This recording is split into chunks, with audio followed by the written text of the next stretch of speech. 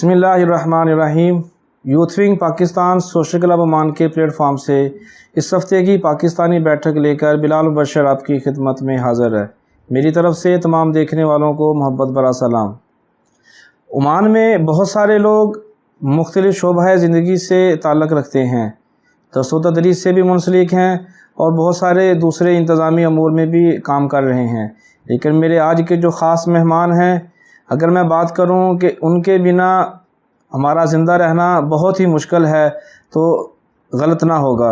اگر میں یوں کہوں کہ ان کا وجود ہم سب کے لیے ایک بہت اہمیت کا حامل ہے تو یہ بات بھی غلط نہ ہوگی، بلکہ اگر میں یہ کہوں کہ ہمارے پاس جو اثاثہ ہوتے ہیں جو اپنی خدمات سر انجام دے کر ہم لوگوں کو دوبارہ سانسیں دیتے ہیں، ہمیں بیماریوں سے محفوظ رکھنے میں ہمیشہ ہماری مدد کرتے ہیں، اپنی تمام تر زندگی کو پڑھائی میں لگا کر اور سیکھ کر ہماری جانوں کو بچاتے ہیں، تو یقینی طور پر وہ ایک فرشتہ نما انسان ہی ہوتے ہیں۔ تو میرے آج کے جو خاص مہمان ہیں وہ اسی شعبے سے تعلق رکھتے ہیں۔ محترم جناب ڈاکٹر شہزاد یونس صاحب، السلام علیکم۔ وعلیکم السلام جی، کیا حال چال جناب؟ الحمدللہ، اللہ کا لاکھ لاکھ شکر ہے۔ ڈاکٹر صاحب آپ کا بہت شکریہ، آپ نے ہمیں وقت دیا اور ہمیں آپ کی خدمات حاصل کرنے کا موقع ملا۔ جی آپ کا بھی بہت بہت شکریہ کہ آپ نے مجھ ناچیز کو یاد کیا اور مجھے یہ پلیٹ فارم پرووائڈ کیا اور اس سے ایک دوسرے سے آگاہی کا ہمیں موقع ملا، تو آپ کا بھی بہت بہت شکریہ۔ اور مجھے یہ پروگرام آپ کا یہ جو سیگمنٹ ہے سوشل کلب کا بڑا اچھا لگا ہے، اس سے ہمیں ایک دوسرے کو جاننے کا موقع ملتا ہے۔ ہم لوگ دیار غیر میں رہتے ہیں اور ہم کیونکہ پاکستانی ایمبیسڈرز ہیں تو یہ بہت ہی اچھا ایک پلیٹ فارم ہے جس سے ہم ایک دوسرے کو پہچانتے ہیں، جانتے ہیں، اور ڈیفینیٹلی پاکستانی ہونے کے ناطے اس طرح ہم ایک دوسرے کے کام آ سکتے ہیں۔ تو اس لحاظ سے میں آپ کو مبارکباد دیتا ہوں کہ آپ نے ایک اتنا اچھا یہ سیگمنٹ شروع کیا ہے، اور سوشل کلب کو بھی میں مبارکباد دیتا ہوں کہ انہوں نے یہ انیشیٹو لیا اور پاکستانی کمیونٹی کو اکٹھا کرنے میں اور ایک دوسرے سے روشناس کرانے میں اپنا رول پلے کر رہے ہیں۔ تو I wish you all the best. Thank you sir, بہت شکریہ ڈاکٹر صاحب۔ میں سب سے پہلے آپ کی اباہی آپ کا علاقہ ہے اس کے بارے میں جاننا چاہوں گا کہ آپ کہاں سے تعلق رکھتے ہیں؟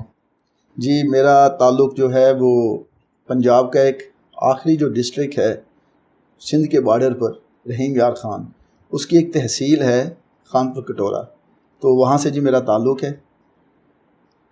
جی ماشاء اللہ، سندھ کے بالکل قریب ہی؟ جی بالکل، پنجاب کے آخر میں؟ یہ پنجاب کا، اگر آپ سندھ سائڈ سے آئیں تو پنجاب کا پہلا ریلوے جنکشن ہے، اور اگر آپ پنجاب کی طرف سے سندھ کی طرف جائیں تو یہ پنجاب کا آخری ریلوے جنکشن بنتا ہے، اور وہاں کے کٹورے اور کھویا بڑا مشہور ہے۔ اچھا ماشاء اللہ، کبھی چکر لگا تو ضرور کھائیں گے۔ موسٹ ویلکم جی، موسٹ ویلکم۔ تو ابھی میں پوچھتا ہوں، آپ چونکہ ماشاء اللہ ڈاکٹر ہیں تو لازم ہے کہ آپ کی جو تعلیم ہوگی وہ بہت ہی ٹف رہی ہوگی، تو میں تھوڑا تفصیلی جاننا چاہوں گا تاکہ پھر میرے لیے آگے آسانیاں پیدا ہوں سوالات کرنے میں۔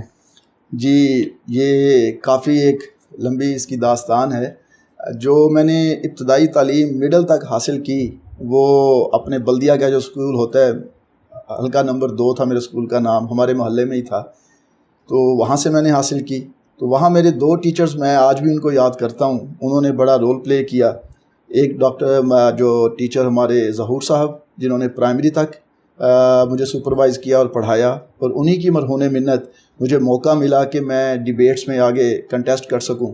اور پھر مڈل میں گرمانی صاحب ہمیں ملے تھے، تو ان 2 ٹیچرز نے بہت زیادہ محنت کی، اور اس دور میں ہم نے تو کبھی سوچا بھی نہیں تھا کہ ہم اتنا آگے جو سفر ہوگا اس کی جو مشکلات ہوں گی اس کو کیسے ہم طے کریں گے۔ تو لیکن اللہ کا شکر ہے وہ 2 ٹیچر جو میرے لیے فرشتہ بن کر آئے میری زندگی میں، اور انہوں نے مجھے پالش کیا۔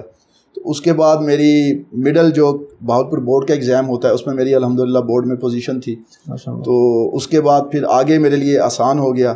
تو خانپور میں ہی جو ہائی اسکول ہے خانپور میں سیکنڈری ایجوکیشن کا، وہاں سے میں نے 9th اور میٹرک وہاں سے کی، پھر وہاں سے بھی الحمدللہ میری پوزیشن آئی۔ تو پھر اس کے بعد جو FSC پری میڈیکل میں نے جوائن کیا، تو وہ بھی جو خانپور کا ہی جو ڈگری کالج ہے وہاں سے میں نے اپنا FSC کیا، الحمدللہ اس میں بھی میری بورڈ میں پوزیشن تھی۔ تو اس طرح یہ شروعات میری جو بلدیہ کے سکول سے ہوئی تھیں، ان ٹیچرز نے جو بیس بنائی تھی وہ تھرو آؤٹ مجھے ہیلپ آؤٹ کرتے گئے، اور الحمدللہ مجھے پھر ایف ایس سی میں اسپیشلی ایک اسلم صاحب تھے ہمارے، وہ ہمارے ٹیچر تھے.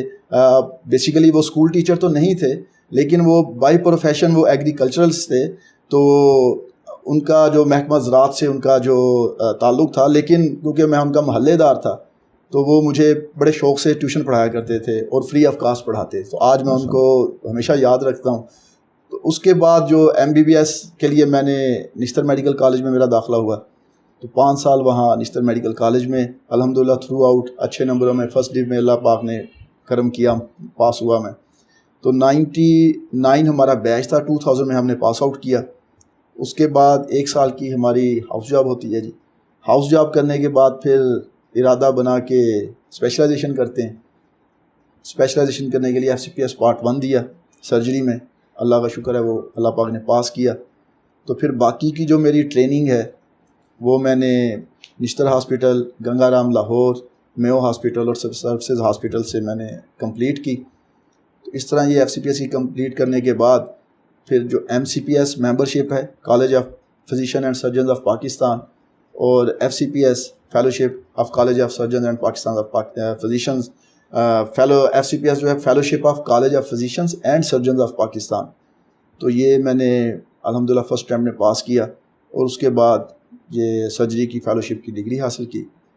جو ہی فیلوشپ کمپلیٹ ہوئی میری تو اس کے بعد مجھے جاب ملی کارڈک سرجری میں. اس وقت چودھری پرویز الہی انسٹیٹیوٹ آف کارڈیالوجی، جو کہ ملتان انسٹیٹیوٹ آف کارڈیالوجی کے نام سے مشہور ہے، تو وہاں میں نے اپنی جاب سٹارٹ کی.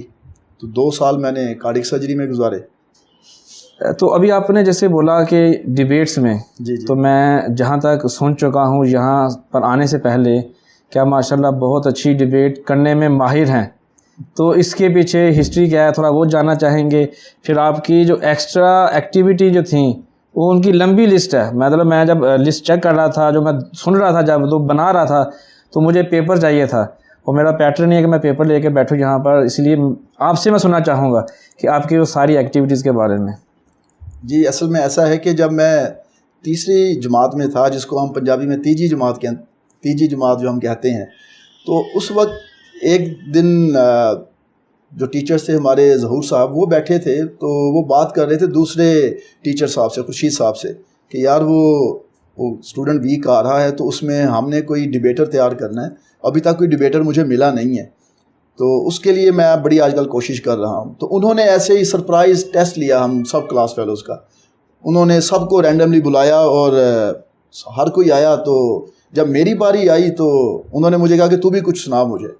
تو میں نے جب ان کو سنایا تو انہوں نے مجھے بٹھا لیا، کہتے آج تیری چھٹی جو 2 گھنٹہ لیٹ ہوگی تو تو نے اب جانا نہیں ہے، آدھی چھٹی بھی نہیں تو نے کرنی جو ہمارا بریک پیریڈ ہوتا تھا. تو میں بچہ تھا، میں پریشان ہو گیا، پتہ نہیں کوئی مجھے سزا ملے گی.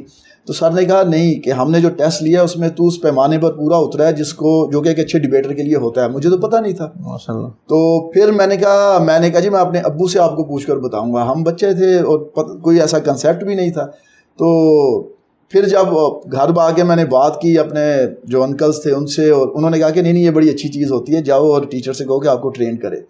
تو انہوں نے پھر میرے اوپر توجہ دینا شروع کی. تو 1 مہینہ انہوں نے لگایا اور مجھے انہوں نے ٹاپک دیا، وہ تھا فیئر ویل پارٹی تھی. بیسیکلی ہماری جو 8th کلاس تھی، 8ویں جماعت، وہ بلدیہ کا اسکول تھا 8th کلاس تک. تو انہوں نے کہا جی کہ اس میں تو نے نا فیئر ویل اسپیچ دینی ہے. تو میں نے کہا جی مجھے تو نہیں پتا کیسے دینی ہوتی ہے. کہتا میں تمہیں تیاری کروا دوں گا. تو ظہور صاحب نے خود ہی لکھی اور ایک ایک لفظ مجھے یاد کرایا، مجھے اس کے سٹائلز، ایکسنٹ، ساری چیزیں انہوں نے مجھے بتائیں. تو وہ ساتھ ساتھ یہ بھی کہتے تھے اگر تو نے یہ نہ پرفارم کیا تو میں تجھے ڈنڈوں سے ماروں گا نا. تو وہ ایک ڈر بیٹھ گیا. مجھے ڈیبیٹ کا زیادہ نہیں تھا جنون، جتنا ان کے ڈنڈے کا خوف تھا کہ یار اگر نہ یہ میں کر سکا تو پھر ڈنڈے پڑیں گے نا. تو لیکن ان کی انٹینشنز بعد میں پتہ چلا کہ واقعی وہ مجھے ایک ڈیبیٹر بنانا چاہتے تھے. تو وہ جب میں نے تیسری جماعت کا ایک بچہ ہو اور وہ 8ویں جماعت کو فیئر ویل میں جا کے اسپیچ دے رہا ہو، تو وہ بڑی ایک اچنبھے کی بات تھی سب کے لیے. لیکن الحمدللہ وہ بہت اچھی گئی، بہت اپریسیشن مجھے ملی.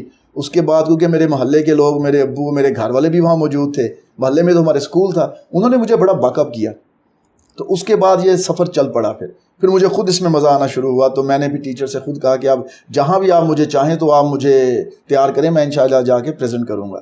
پھر انہوں نے کیا کیا، جب یوم آزادی یا یوم پاکستان 23 مارچ اور 14 اگست کے پروگرامز ہوتے تھے تو ہمارے جو بلدیہ کے اسکول کا کنٹیسٹ ہوا کرتا تھا تو اس میں الحمدللہ میں ہمیشہ پارٹیسپیٹ کرتا تھا تو اور ہمیشہ میں پوزیشن اللہ پاک کی فضل سے میں لے کر آتا تھا. تو یہ میرا بیک گراؤنڈ ہے بلدیہ کے اسکول سے. اس کے بعد صرف بریک آیا میرا ایف ایس سی کے دوران, کیونکہ ایف ایس سی ٹف تھی, میرٹ بنانا تھا, تو میں نے انٹینشنلی بریک لیا. صرف ایک مرتبہ اسپیچ کی تھی سیرت النبی کے اوپر. تو لیکن جو دوبارہ میرا یہ سلسلہ شروع ہوا وہ میڈیکل کالج میں جا کر شروع ہوا.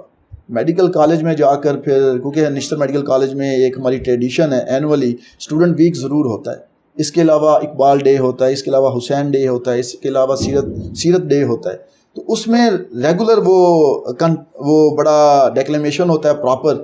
تو اس میں پھر یہ میں نے پارٹیسپیٹ کیا, تو انگلش میں سرائکی, اردو, پنجابی ڈیبیٹس میں.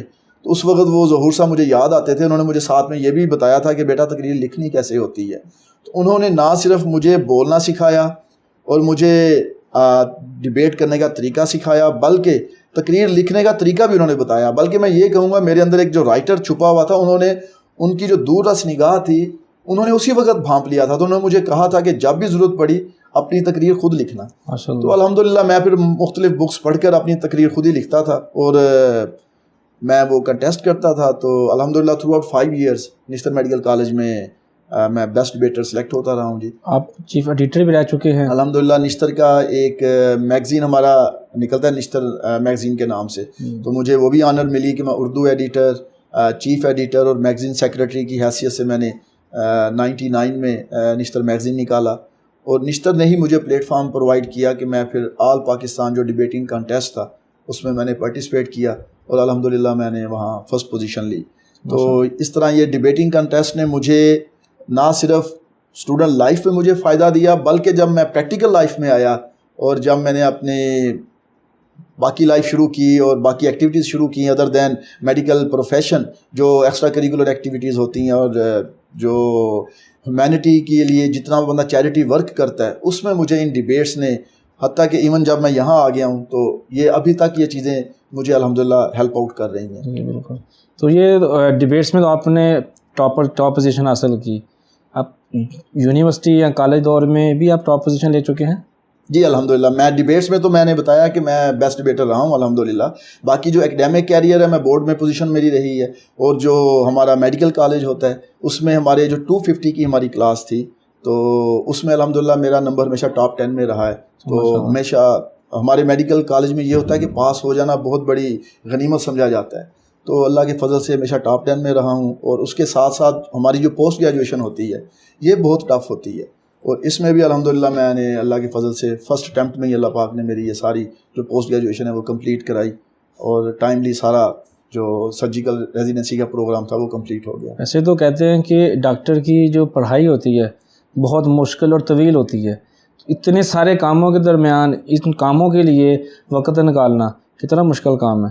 نو ڈاؤٹ یہ اٹ سیلف جو میڈیکل ہے یہ پارٹ ٹائم جاب نہیں ہے, یہ فل ٹائم جاب ہے یہ. لیکن ہوتا یہی ہے کہ اگر آپ کی بیس مضبوط ہو, آپ کو ٹیچرز اچھے مل جائیں اور آپ کو گھر میں ایک سپورٹنگ انوائرمنٹ مل جائے, پلس آپ کی جو کمپنی ہوتی ہے دوستوں کی, یہ بڑا میٹر کرتی ہے اس معاملے میں. اگر آپ کو یہ ساری چیزیں اچھی مل جائیں اور آپ کو ٹائم مینجمنٹ کرنے کا ایک آرٹ آ جائے تو دین یو کین مینیج ایوری تھنگ.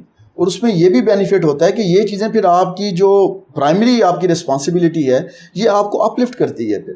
ورنہ یہ ہوتا ہے کہ آپ کی جو لائف ہے وہ ایک مناٹنس ہو جاتی ہے, اس میں کوئی تھرل نہیں رہتی.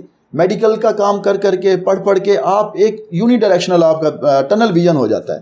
لیکن جب آپ ملٹی ڈائریکشنل ہو جاتے ہو اس کا آپ کو بڑا بینیفٹ ہوتا ہے. آپ سوسائٹی میں ان ہوتے ہو, آپ چیزیں دیکھتے ہو, آپ لوگوں کے ساتھ اٹھتے بیٹھتے ہو, آپ ڈفرینٹ ٹاسک لیتے ہو, اس کو آگے پورا جب ہوتا دیکھتے ہو تو یہ چیزیں ڈائریکٹلی انڈائریکٹلی آپ کے میڈیکل کیریئر میں بھی آپ کو بہت مددگار ثابت ہوتی ہیں. اور ایز اے سرجن یہ میں نے دیکھا ہے کہ الحمدللہ یہ چیزیں مجھے ہمیشہ میرے لیے یوزفل ثابت ہوئی ہیں. تو again credit goes to my friends, my teachers, my parents, کہ انہوں نے مجھے ٹائم مینجمنٹ کرنا سکھایا, اور اسی وجہ سے الحمدللہ یہ ساری جو چومکھی چال ہے وہ بندہ چل سکتا ہے.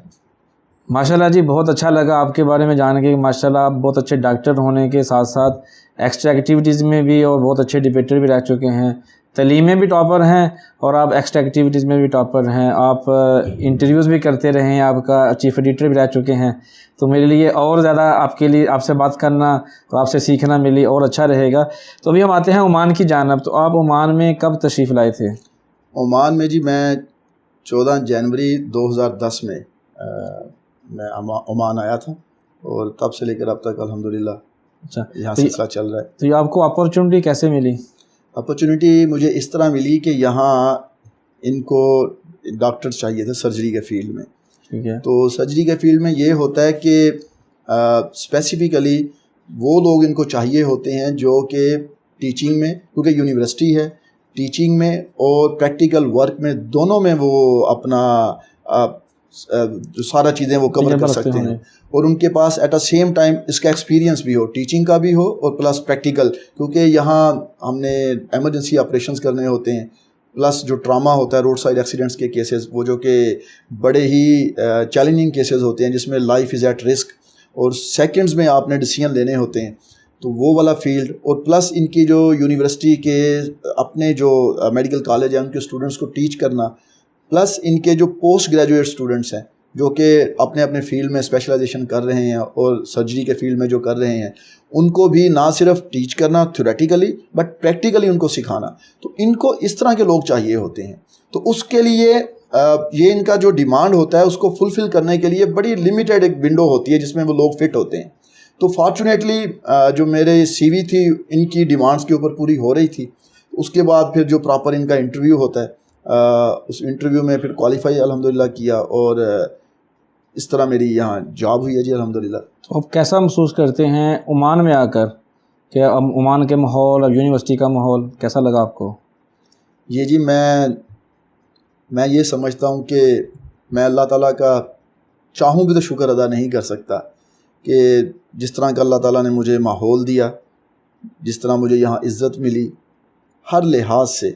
ایک تو ہوتا ہے پروفیشنل انوائرمنٹ جو بڑا میٹر کرتا ہے ہمارے فیلڈ میں, تو آئی ایم بلیسڈ ون کہ مجھے وہ دی ایکسیلنٹ انوائرمنٹ یہاں ملا. نہ صرف ورکنگ انوائرمنٹ بلکہ اس میں ہر لحاظ سے, ایک تو آپ کی پروگرس, دوسرا آپ کی سیٹسفیکشن, سیلف سیٹسفیکشن جس کو ہم کہتے ہیں پروفیشنلی, اس میں جو چیزیں ہمیں چاہیے ہوتی ہیں ایک دی بیسٹ مینجمنٹ پرووائڈ کرنے کے لیے الحمدللہ اسٹیٹ آف دی آرٹ جو فیسلٹیز یہاں اویلیبل ہیں. ایک تو یہ ہو گیا پروفیشنلی, اور جو پروفیشنل گروتھ میں جو آپ کی ایکڈیمک گروتھ بھی ہوتی ہے تو وہ بھی الحمدللہ یہاں ٹیچنگ کا سلسلہ ہے, ملٹائی نیشنل جو کمپٹیٹیو انوائرمنٹ ہے یہاں, اس کی وجہ سے ڈیلی چیلنجز ملتے ہیں اور الحمدللہ ان چیلنجز کو پورا کرنے کے اللہ پاک توفیق دیتے ہیں. یہ تو پروفیشنلی ہمیں ملا. دوسرا اٹ سیلف جو عمانی لوگ ہیں, میرے پاس الفاظ نہیں ہیں کہ میں ان کی تعریف کر سکوں. They are so humble, kind down to earth لوگ ہیں یہ, اور ویری مچ کوآپریٹیو. تو یہ, اور پلس ہمارا جو پاکستانی کمیونٹی کا سیٹ اپ ہے یہاں کیمپس کے اندر, تو وہ بھی ایگزیمپلری ہے.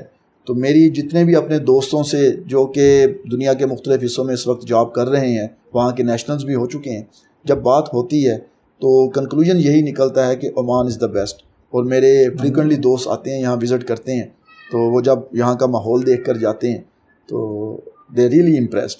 سو I am so happy and I am thankful to almighty Allah کہ انہوں نے مجھے یہاں اپرچونیٹی دی, اور ہر لحاظ سے I am very much satisfied الحمدللہ. ماشاء اللہ. جیسے آپ نے بات کی سرجری کے حوالے سے, تو تھوڑا سا میں اس کی تفصیل میں جانا چاہوں گا کہ آپ کس طرح کے جو مریض آتے ہیں آپ کے پاس ایمرجنسی کے علاوہ, تو کہ آپ ان کو ٹریٹ کرتے ہیں یا آپریشنس کرتے ہیں ان کے؟ جی, میرا جو فیلڈ ہے, میں یہاں ایز اے جنرل سرجن کام کر رہا ہوں. میری جو اسپیسیفیکیشن ہے وہ ہے لیپروسکوپی, جنرل سرجری, ٹراما سرجری اور ہیپیٹو بیلیری سرجری. تو بیسیکلی ایک واس سا کینوس ہے, اس میں بہت چیزیں کور ہوتی ہیں.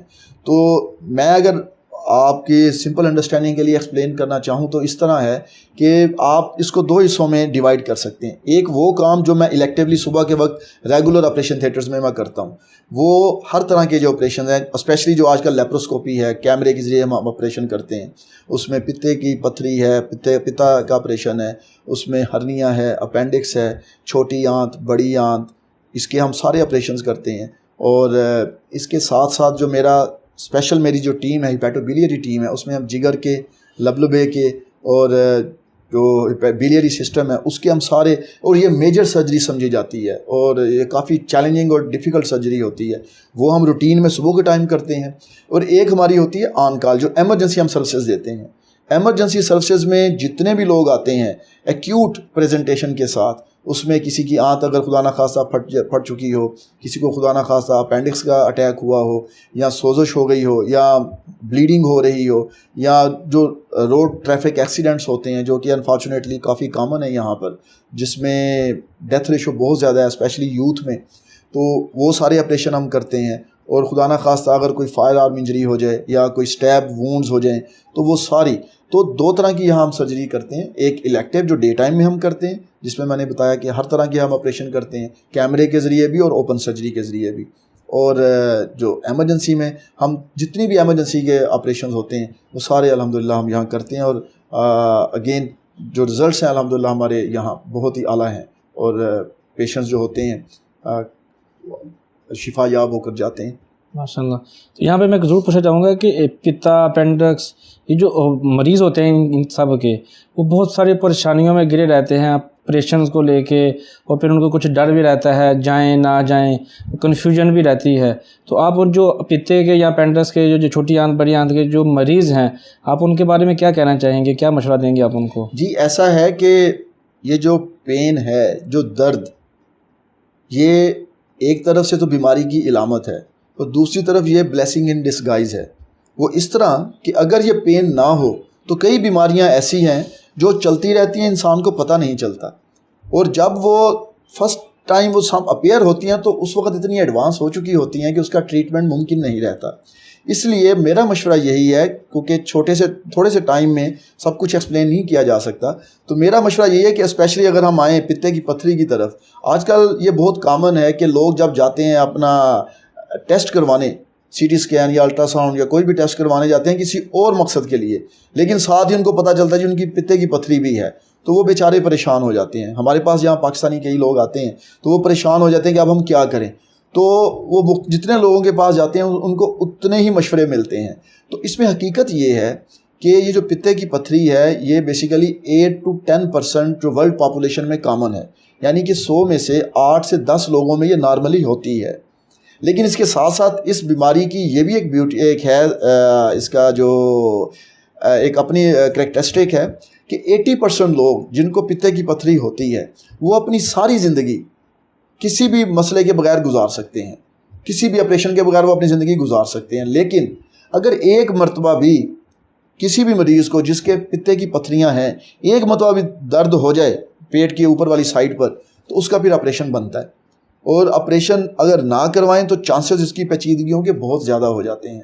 اس لیے خدا نہ خواستہ اگر کسی کو پتے کی پتھری کے ساتھ درد شروع ہو گیا ہے تو اس کو فوراً سرجن سے رابطہ کرنا چاہیے، اور آج کل یہ آپریشن بڑا کامنلی پرفارم ہوتا ہے یہ، اور ہم لیپروسکوپی کے ذریعے کرتے ہیں تو اس میں لوگوں کو فائدہ ہوتا ہے۔ ہم روٹین میں یہاں پاکستانی لوگ جو بھی اپنا آپریشن کروانا چاہتے ہیں ان کو بھی ہم سروسز یہاں پرووائڈ کرتے ہیں۔ باقی رہی اپینڈکس کی بات، اپینڈکس کا درد جب بھی ہوتا ہے وہ ایمرجنسی میں ہوتا ہے، وہ ایک دم شروع ہوتا ہے، اس میں اس کا حل صرف آپریشن ہی ہے۔ باقی جو چھوٹی آنت اور بڑی آنت کے امراض ہیں وہ ان کی پھر اپنی اپنی نوعیت ہوتی ہے، وہ سینکڑوں طرح کے مرض ہوتے ہیں جو چھوٹی اور بڑی آنت کو انوالو کرتے ہیں، اس میں پھر پراپر انویسٹیگیشن ہم کرتے ہیں، اس کے بعد پہلے ہم تشخیص کرتے ہیں کہ اس کو کون سی اسپیسیفک بیماری ہے، اس کے بعد اس کا علاج ہوتا ہے سرجری یا میڈیسن اس کے مطابق۔ لیکن موسٹلی جو میں آپ کو کنکلوژن بتا دوں اس کا بہترین حل یہی ہے کہ آپ اپنی جو ہم ڈاکٹرز ہر کسی کو بتاتے ہیں اپنی خوراک پہ جتنا کنٹرول کر سکتے ہیں، ان ہیلدی فوڈ سے، جنک فوڈ سے اور اسپائسی فوڈ سے جتنا بچ سکتے ہیں اتنا ہی بہتر ہے۔ اپنی خوراک کو توازن رکھیں، اپنے ورزش کو معمول بنائیں اور اپنی جو سلیپنگ ہیبٹس کو نارمل رکھیں، تو موسٹ آف دا ٹائم یہ جو کامن پرابلمز ہیں ان سے بچا جا سکتا ہے۔ جی ماشاء اللہ، بہت اچھا آپ نے ڈیٹیل کے ساتھ بتا دی ہے، تو تھوڑا سرجری کے بارے میں ہمیں تھوڑا آگاہ فرما دیں۔ سرجری جی ہاں جی، یہ جو میرا جو میں نے بتایا کہ فیلڈ جو ہے لیپروسکوپی ہے، اس کے ساتھ ساتھ ہم اوپن بھی کرتے ہیں، تو لیپروسکوپی میں یہ ایک بڑی پیراڈائم شفٹ ہوا ہے سنس 90s۔ تو پہلے تو یہ ہوتا تھا کہ ہم پتے کا آپریشن کرنے کے لیے اتنا بڑا چیرا دیتے تھے پیٹ میں نا، اور اپینڈکس کے آپریشن کے لیے بھی ہم چیرا دیا کرتے تھے. تو میں نے جو ٹریننگ کی ہے تو وہ انہی آپریشن سے کی ہے, اوپن آپریشن سے. تو پیشنٹس کو بڑا سفر کرنا پڑتا تھا. لیکن اب یہ جو لیپروسکوپی ہے یہ بیسیکلی بلیسنگ ان ڈسگائز ہے. اس کا بینیفٹ یہ ہے کہ مریض کو ہم چھوٹے سے سوراخ کرتے ہیں پیٹ میں, 3-4 ہم سوراخ کرتے ہیں جو کہ 1 سینٹی میٹر سے بھی کم ہوتے ہیں. اس کے ذریعے ہم پیٹ کے اندر ہوا بھر دیتے ہیں, کاربن ڈائی آکسائڈ گیس جو ہوتی ہے, اور ساتھ ہی ہم کیمرے میں دیکھ کے تو اپنے انسٹرومنٹس ڈال کے تو آپریشن کرتے ہیں. اس میں ہم کوئی چیرا نہیں دیتے. اس کی اب بیوٹی یہ ہے اس سرجری کی, ایک تو پیشنٹ شام کو ہی فٹ ہو جاتا ہے گھر جانے کے, اس کو درد بھی نہیں ہوتی, اور مہینے کے بعد ہارڈلی اس کو کوئی سکار مارک یا آپریشن کے نشان نظر آتے ہیں. تو آج کل یہ بہت ہی آسان ہو گیا ہوا ہے. پہلے والا اب جو حال نہیں رہا کہ آپ بڑے بڑا آپ چیرے دیں گے یا مسل کاٹیں گے, مریض بیچارہ ہفتوں ہاسپٹل میں داخل رہے گا اور اس کے بعد اس کو پین رہے گی اور شکایت رہے گی درد کی. ایسی اب کوئی بات نہیں ہے. تو یہ اب کامنلی پرفارم پروسیجر ہے. ہرنیا ہو گیا, اپینڈکس ہو گیا اور گال بلیڈر ہو گیا. باقی آپریشن بھی ہم لیپروسکوپی سے کرتے ہیں, لیکن یہ جتنے بھی آپریشنز ہیں الحمدللہ اب ہم روٹین میں کرتے ہیں لیپروسکوپ کے ذریعے, اور شام کو یا اگلے دن مریض کو ہم چھٹی دے دیتے ہیں. ماشاء اللہ بڑی تفصیل ہو گئی ہے. اگلا جو سوال ہے وہ بہت ہی اہم ہے. میں چاہوں گا آپ ہمیں تھوڑا سا اس میں تفصیل کے ساتھ بتائیں اس کی وجوہات کیا ہیں. جو ایمرجنسی کیسز آپ کے ساتھ سامنے آتے ہیں حادثات کی شکل میں جو آتے ہیں, تو اس کی پیچھے وجوہات کیا ہوتی ہیں, آپ اس کو کیسے ٹیکل کرتے ہیں, تھوڑا سا ہمیں ذرا تفصیل سے بتا دیں.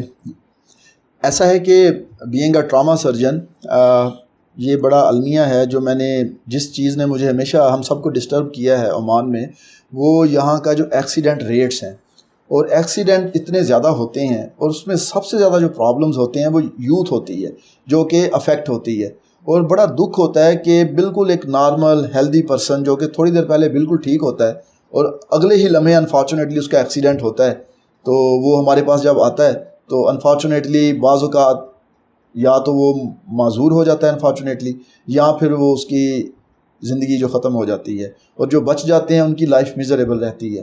تو یہ صرف سمپل جو ٹریفک رولز ہیں ان کو اگر آپ فالو کریں, اسٹرکٹلی فالو کریں, اس سے آپ آئی وڈ سے کہ 80 to 90% آپ یہ ٹریفک ایکسیڈنٹ سے بچ سکتے ہیں. لوگ جو ہیں ہم نے دیکھا ہے کامنلی جب وہ ڈرائیو کرتے ہیں تو سیٹ بیلٹ نہیں استعمال کرتے.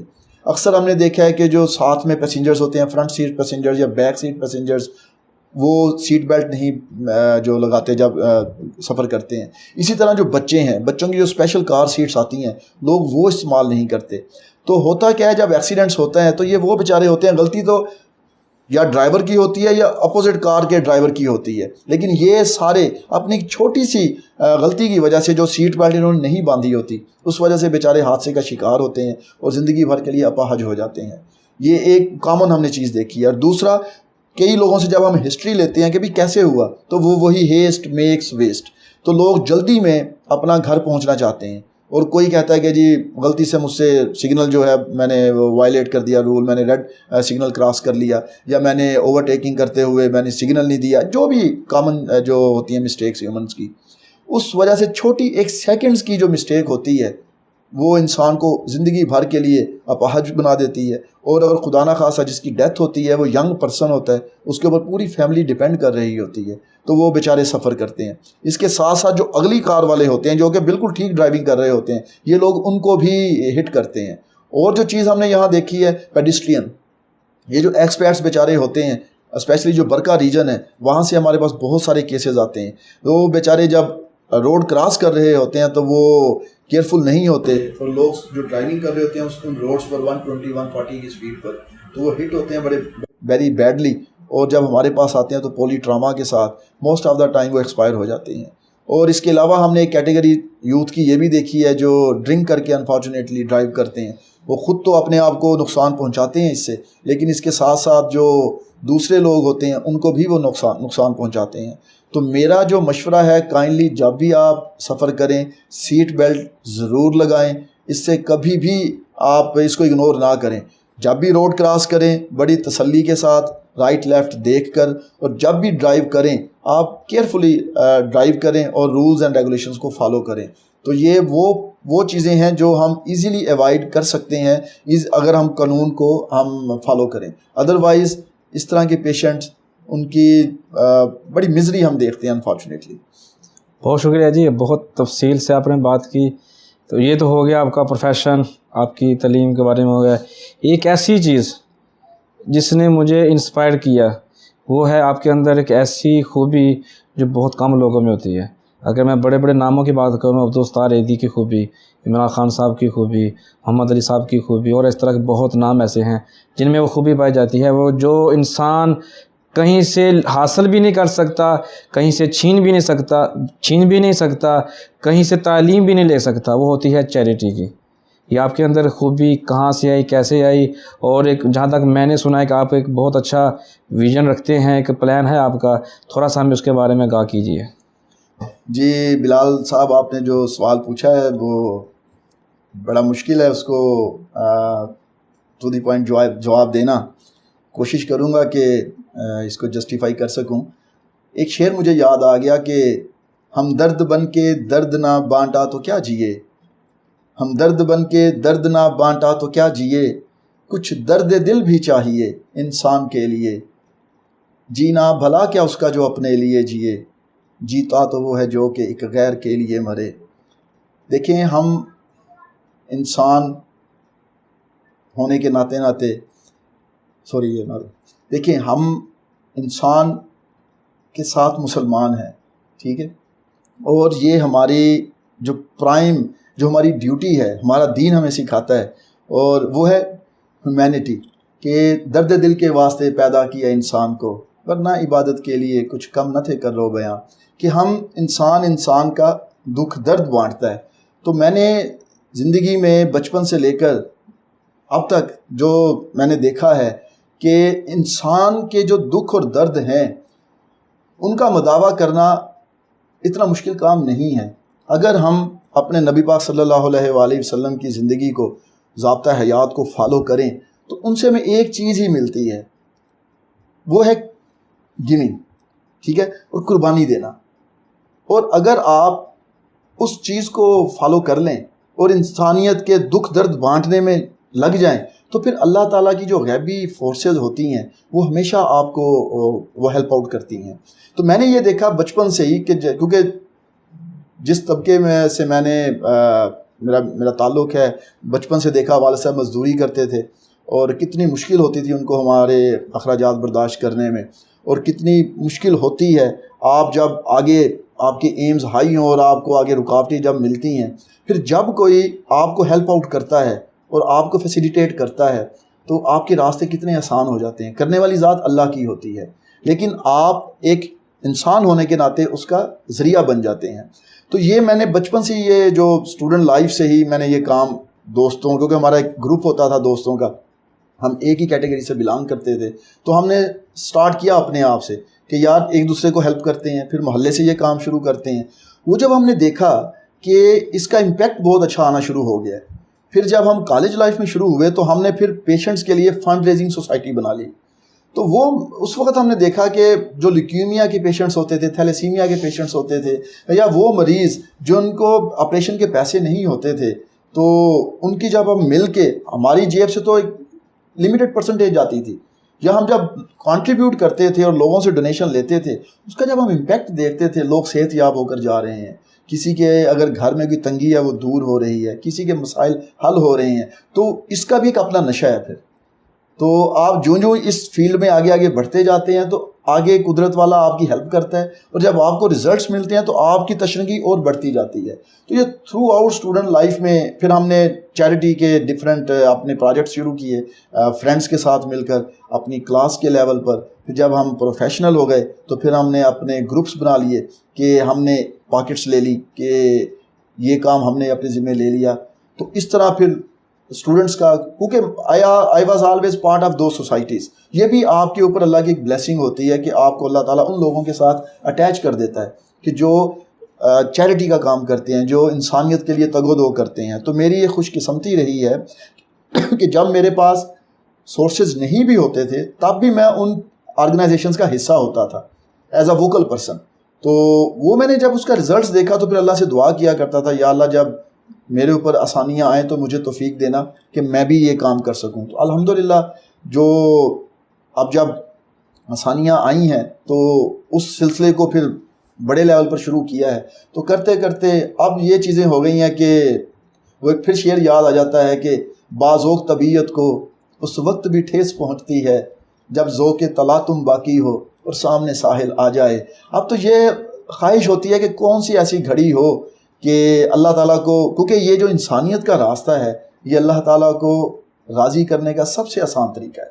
ہماری عبادات پتہ نہیں قبول ہوتی ہیں یا نہیں ہوتی ہیں، ہماری نماز، روزہ، حج، زکوٰۃ، صدقات، خیرات پتہ نہیں اللہ تعالیٰ قبول کرتا ہے. وہ جو بے نیاز ذات ہے، شاید اس میں کھوٹ ہو ہمارے اندر یا ہم اس کو پوری روح کے مطابق ادا نہ کر پاتے ہوں، لیکن یہ میرا ایمان ہے کہ جو ہم کسی دکھی انسانیت کی خدمت کے لیے کام کرتے ہیں، کسی روتے ہوئے کو ہنسانے کے لیے، کسی کے گھر میں پریشانی کو دور کرنے کے لیے ہم جو کام کرتے ہیں اور اس کے بدلے میں جو ہمیں دعا ملتی ہے وہ کبھی بھی رائگاں نہیں جائے گی. تو یہ ایک آسان سا راستہ ہے اللہ تعالیٰ کو راضی کرنے کا اور اپنی آخرت کو سنوارنے کا. تو اس لیے اس راستے میں جتنے آپ آگے جاتے جائیں گے آپ کو اتنا ہی مزہ آتا جائے گا. تو اس لیے اب کوشش کرتے ہیں کہ مختلف جو ہماری جو تنظیمیں ہیں، کوئی ایجوکیشن ریلیٹڈ ہے، کوئی فری ڈسپینسریز کے جو کام کر رہے ہیں، ہمارے جو کلاس فیلوز ہیں، ہمارے جو گروپس ہیں، ہمارے دوست جو ہیں، تو کوشش ہوتی ہے کہ ہر گروپ کے ساتھ کسی نہ کسی حصے میں اپنے جو کنٹریبیوشن دی جائے، انڈائریکٹلی اور ڈائریکٹلی اپنی سروسز ایز اے ڈاکٹر جتنی پرووائڈ کر سکتے ہیں اور ڈائریکٹلی جن لوگوں کو ہم جانتے ہیں ان کی ہم ہیلپ آؤٹ کر سکیں. تو بلال صاحب اسی وجہ سے اب اللہ کا شکر ہے، جیسے میں نے آپ کو بتایا کہ یہ کام ایسا ہے کہ جتنا آپ اس کام میں حصہ ڈالتے جائیں گے آپ کو اللہ تعالیٰ مزید جو ہوتا ہے آپ کی سپورٹ اللہ تعالیٰ کرتا ہے، آپ کے حوصلے اللہ تعالیٰ بلند کرتا ہے اور نئی راہیں آپ کے لیے کھلتی ہیں. تو یہی ایک تھا کہ میں نے جب اپنے بچپن میں دیکھا کہ ایک غریب انسان کے لیے ایک اعلیٰ پائی کی تعلیم حاصل کرنا کتنا مشکل ہے، تو اگر آج ہم یہاں ہیں تو یہ دعاؤں کا اور اللہ پاک کی رحمت کا نتیجہ ہے. ورنہ میں یہ سمجھتا ہوں کہ مجھ سے 1000 درجے بہتر میرے کلاس فیلوز، میرے دوست جو انفارچونیٹلی اپنے ریسورسز نہ ہونے کی وجہ سے آگے نہیں جا سکے، تو آج وہ بیچارے نہیں آگے بڑھ سکے. تو اب یہ ہماری ڈیوٹی بنتی ہے کہ ہم ان لوگوں کے لیے کچھ کر کے دکھائیں. اپنے اوپر جو قرض ہے، آج ہم جو کچھ ہیں اللہ کی رحمت کے بعد، اپنے ماں باپ کی دعاؤں کے بعد، اپنے وطن پاکستان اور اپنے علاقے کی وجہ سے ہیں. میرا یہ یقین ہے اور میرا یہ ماننا ہے کہ ہمارا یہ فرض بنتا ہے. یہ کوئی ہم کسی پر احسان نہیں کرتے. وہ لوگ صاحب استطاعت جتنے بھی لوگ ہیں، کسی کی خدمت کرنا صرف پیسے کے زمرے میں نہیں آتا. آپ اپنی خدمات کسی بھی لحاظ سے پرووائڈ کر سکتے ہیں. اگر آپ پروفیشنلز ہیں، آپ اگر کسی کو ایجوکیٹ کر سکتے ہیں، کسی بھی لحاظ سے آپ سوسائٹی کی خدمت کر سکتے ہیں تو وہ آپ کو کرنی چاہیے.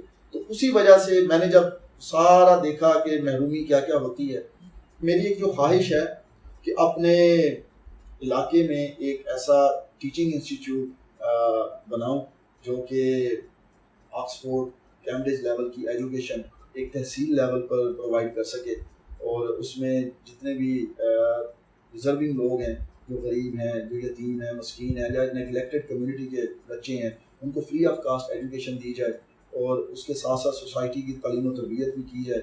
تو اس کے سلسلے میں الحمدللہ پروجیکٹ شروع کیا ہے. اس میں ابھی جو اللہ پاک کی فضل سے لینڈ خریدی ہے اس پروجیکٹ کے لیے، اب اس کی کنسٹرکشن کا پروسیس شروع ہوگا.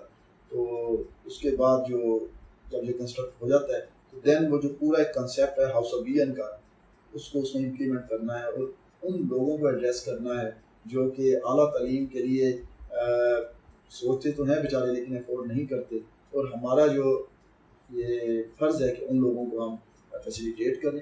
اس کے لیے یہ کوشش ہے اور اللہ سے دعا ہے اور آپ سے بھی ریکویسٹ ہے دعا کیجیے گا کہ اللہ پاک اس پروجیکٹ کو، ہاؤس آف ویژن کو کامیابی سے نوازے انشاءاللہ. انشاءاللہ ہماری دعائیں رہیں گی. ابھی اس سارے پروسیس ایک نہایت ہی سادہ سے اسکول سے لے کے سلطان پورس یونیورسٹی تک لمبا عرصہ درکار تھا آپ کو، جہاں پہ آپ نے اسٹیپ بائی اسٹیپ سیکھا کیا. آپ کے والدین کی بھی ایفرٹ تھی، آپ کی فیملی کی بھی تھی. آپ کے اپنے علاوہ کیا سمجھتے ہیں کہ آپ کی زندگی میں کس کا زیادہ ہاتھ ہے کامیابی کے پیچھے؟ میرے جو آئیڈیل ہیں جی وہ میرے والد صاحب ہیں، جو اس لیے ہیں کہ انہوں نے زندگی بھر مزدوری کی ہے، زندگی بھر، یعنی کہ فٹ پاتھ کے اوپر انہوں نے برف بیچی ہے، گنے کاٹ کر گنڈیریاں بیچی ہیں. تو مجھے وہ اس لیے میری آئیڈیل ہیں کہ انہوں نے آج تک حرام کا ایک لقمہ بھی اس پیٹ میں نہیں ڈالا. تو مجھے ان سے ہمیشہ موٹیویشن ملتی تھی. وہ مجھے بس ایک ہی بات کہا کرتے تھے، بیٹا کہ میں دیکھ لو دن رات ایک کر کے اپنی مزدوری کر کے میں اپنا خون بہا دوں گا، لیکن تم نے کچھ بن کے دکھانا. تو جب تم بن جاؤ تو تم نے آگے لوگوں کے لیے کچھ کرنا. تو وہ اصل میں صرف میں تو بچہ ہوتا تھا، مجھے نہیں پتا ہوتا تھا، میں صرف اپنے والد صاحب کو جب دیکھتا تھا نا کہ وہ جتنی بھی مشکل ہے وہ بیچارے لگے ہوئے ہیں، رات کو بھی لگے ہوئے ہیں، محنت مزدوری، بس مجھ سے پوچھتے تھے تجھے چاہیے کیا، تو فکر نہیں کرنی، میں تیرے لیے نا دن رات ایک کر دوں. پر انہوں نے کی. تو وہ میرے لیے انسپریشن تھے. میری فیملی میں جو ان کا ایک ہی ڈریم تھا کہ بس ہم چاہتے ہیں کہ تو ڈاکٹر بنے. تو یہ ان کا ڈریم تھا میرے والد صاحب کا، میں چاہتا ہوں میرا بیٹا جو ہے وہ ڈاکٹر بن کے دکھائے. تو وہ میرے لیے انسپریشن. اور انہوں نے جتنی محنت کی، تو میں صرف اپنے اس وقت تو میرا ویژن اتنا براڈر نہیں تھا، میں تو ایک ہی ویژن میں چیز ہوتی تھی، اپنے ابو کو دیکھتا تھا، آئیڈیلائز کرتا تھا میرا ابو اب جو ہے وہ برف بیچ رہا ہے فٹ پاتھ کے اوپر، اور یا گنڈیریاں بیچ رہا ہے، اور وہ اس کی ایک ہی خواہش ہے کہ میرا بیٹا ڈاکٹر بنے. تو انہوں نے مجھے ہمیشہ موٹیویٹ کیا. تو اس کے علاوہ نو ڈاؤٹ آپ کے باقی فیملی ہوتی ہے، آپ کے گھر والے ہوتے ہیں، آپ کی بیوی ہوتی ہے، پھر آپ کے فرینڈز ہوتے ہیں، تو ساری چیزوں نے رول پلے کیا. لیکن جو میرے آئیڈیل ہیں وہ میرے والد صاحب ہیں. اب کچھ نصیب ہے کہ آپ کو آپ کا آئیڈیل جو ہے آپ کے فادر ہے، کسی دوسرے سے انسپریشن جا کے نہیں لینا پڑے، جیسے موٹیویشن ملتی. تو ماشاء اللہ ایک اور خوبی ہے آپ کی، جو ہم ویڈیو کے اس پروگرام کے اینڈ پہ چلائیں گے، آپ کی جو نعت ہے جو آپ نے خود لکھی تھی اور آپ نے خود پڑھی بھی تھی، ماشاء اللہ بہت 14-15 سال پرانی ہے. تو انشاءاللہ ہم وہ پلے کریں گے.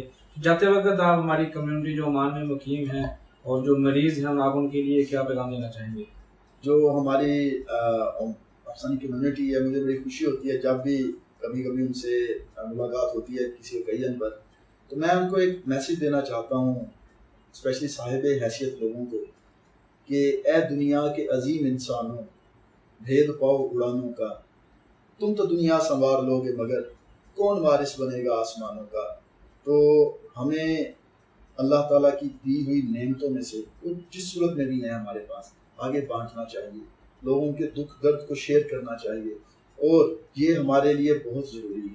تو پاکستان کو اس وقت ہم سب کی ضرورت ہے، اسپیشلی ان لوگوں کی جو کہ ویری ویل سیٹلڈ ہیں، جو اس وقت گونگ اینڈ پر ہیں. تو میرا ان سب کو یہ آلریڈی ماشاءاللہ لوگ بہت زیادہ کام کرتے ہیں، مجھے بڑی خوشی ہوتی ہے دیکھ کر، لیکن ہمیں اس کو اس سے زیادہ بڑھانا ہے، کیونکہ ہم سب جب ایک جان ہو جائیں گے، جو کہ ہمارا دین ہمیں سکھاتا ہے اور جو کہ ہمارا اولین فرض بھی ہے. تو یہ میرا میسیج ہے ہم سب کو. اور پاکستانی کمیونٹی جو اس کے علاوہ جو دوسری ٹائپ ہے، جو بیچارے لیبر کلاس ہے، ہم سب کو ان کا بھی کچھ خیال کرنا چاہیے، کیونکہ ڈاکٹر ہونے کے ناطے میں اکثر یہاں دیکھتا ہوں پاکستانی جو مریض بیچارے آتے ہیں ہمارے پاس، تو ان کے پاس وہ افورڈنگ صلاحیت نہیں ہوتی، تو وہ بل پے نہ ہونے کی وجہ سے یہاں اکثر بیچارے سفر کرتے ہیں. تو ہم سے جتنا ہو سکتا ہے وہ ہم کرتے ہیں. ہمارا جو اپنا گروپ ہے، میری اگین جو صاحب حیثیت لوگ ہیں اور ایمبیسی کے جو لوگ ہیں، میری ان سے ریکویسٹ ہوگی کہ ایک ایسا فنڈ جنریٹ کیا جائے کہ جو بھی پاکستانی ہو بیچارہ لیبر کلاس کا، جو کہ یہاں کے بل پے نہیں کر سکتا اور کوئی بھی خوشی سے یہاں نہیں آتا، ایمرجنسی نہیں یہاں پر آتا ہے، تو جب آپریشن ہو جاتا ہے، جب ان کا علاج ہو جاتا ہے تو وہ بل بہت بڑا بنتا ہے. تو کم سے کم ان کے لیے ہم جتنی بھی ان کی داد رسی کر سکتے ہیں کریں. اور جتنے بھی یہاں پاکستانی اسکول میں ٹیلنٹڈ بچے ہیں ان کی اونرشپ ہم لوگ لیں، اور ان کو جتنا پاکستانی اسکول کو ہم جتنا کوشش کر کے نکھار سکیں، جس طرح انڈین اسکول یہاں پر لوگ پرائڈ فیل کرتے ہیں اپنا کہ ان کے بچے انڈین اسکول میں پڑھتے ہیں، ہمارا پاکستانی اسکول بھی اس لیول پہ پہنچ جائے کہ ہم پاکستانی اپنے بچوں کو دوسرے پرائیویٹ اسکول میں پڑھانے کا سوچیں بھی. بہت شکریہ جی، آپ کے ساتھ گپ شپ کی، آپ اپنے بارے میں جاننے کی پوری کوشش کی اور بہت کچھ سیکھا طبی لحاظ سے بھی، اور آپ کے اندر وہ جو خوبیاں تھیں، صرف ڈاکٹر ہونے کے علاوہ آپ ایکسٹرا ایکٹیویٹی میں بھی تھے، ہمارے لیے بہت انسپریشن ہے. بہت شکریہ. تو اسی کے ساتھ ہم اجازت چاہیں گے. تو آپ نے جسے دیکھا کہ انہوں نے کہا کہ بہت ساری ایسی بیماریاں ہوتی ہیں جن کا ہمیں اسی وقت سدباب کر لینا چاہیے، نہیں تو بعد میں وہ بڑی مشکلات کا سامنا کرنا پڑے گا. کچھ بیماریاں ایسی ہیں جو ہمارے ہی فائدے کے لیے آتی ہیں، اور کچھ بیماریاں ایسی ہیں جن کی تفصیل آج انہوں نے آپ کو بتا دی ہے. تو کسی نہ کسی اچھے ڈاکٹر سے ملتے رہا کریں تاکہ آپ کو بہتر سے بہتر مشورہ ملے जैसे उन्होंने कहा कि हमें मिल जुल कर रहना चाहिए और जो साहिब इस्तिताअत लोग हैं उनको जो ज़रूरतमंद हैं उनकी मदद करते रहना चाहिए ताकि खिदमत खल्क़ का जो जज्बा है हमारे अंदर ज़िंदा रहे और हमारी नस्लों में परवान चढ़ता रहे। तो इसी के साथ मुझे दीजिए इजाज़त, फिर मिलेंगे किसी नई मेहमान शख्सियत के साथ अगले हफ्ते। पाकिस्तान जिंदाबाद, पाक-अमान दोस्ती पाइंदाबाद। अब देखिए वीडियो।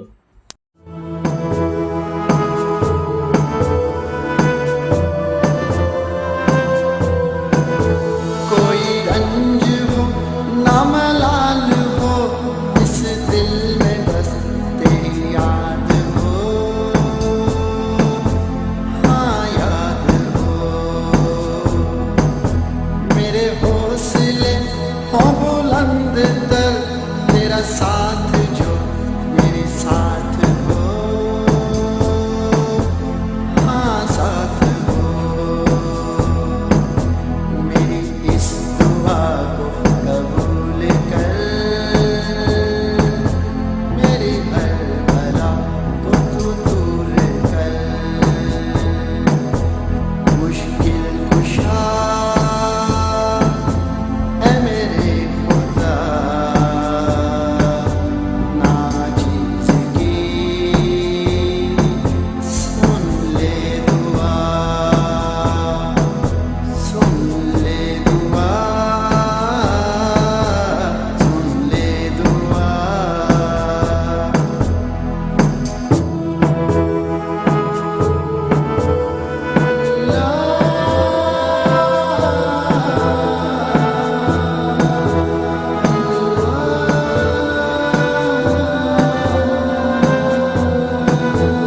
तेरी रहमतों का नज़ूल हो, तेरी कुर्बतों का हसूल हो, हाँ हसूल हो। करूँ उम्र भर तेरी बंदगी, मुझको भी दे ताबिंदगी, ताबिंदगी। मेरी खामियों को संवार दे, मेरी बरबदा को निखार दे। मुश्किल कुशा है मेरे